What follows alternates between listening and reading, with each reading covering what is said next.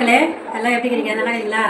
வாங்க, இன்றைக்கி கிச்சனில் தான் வேலை. இன்றைக்கி நமக்கு கிச்சன் உள்ளே போயிட்டு இன்றைக்கி வந்து சிக்கன் கோலா உருண்டை பண்ணலாம். வாங்க இப்போ வீடியோக்குள்ளே போயிட்டு இது பாருங்கள்.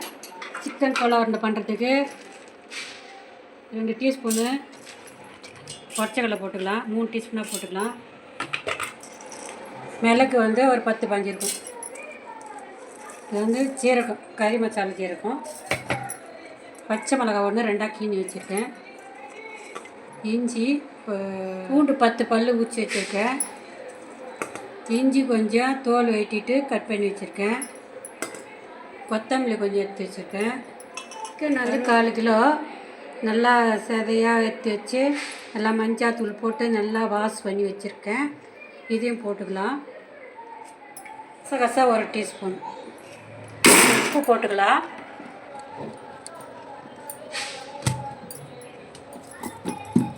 தலகு மெஸ்கி இருக்குது, உப்பு போட்டு பாருங்க. தண்ணியெலாம் ஊற்றக்கூடாதுல, தண்ணி ஊற்றாதான் நம்ம அரைக்கணும்.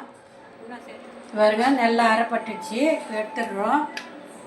இது வந்து உருண்டை பிடிச்சி வச்சுக்கணும். நம்ம இதுமாரி உருண்டை பிடிச்சி வச்சுட்டு நம்ம பிரிட்ஜில் கொண்டு போய் 10 நிமிஷம் வச்சு அப்புறம் கொண்டு வந்து பொரிக்கலாம். சிக்கன் கோலா உருண்டை நம்ம பிடிச்சி பிரிட்ஜில் வச்சுருந்தோம், எடுத்துன்னு வந்து பொரிச்சு சாப்பிட போகிறோம். பாருங்கள்,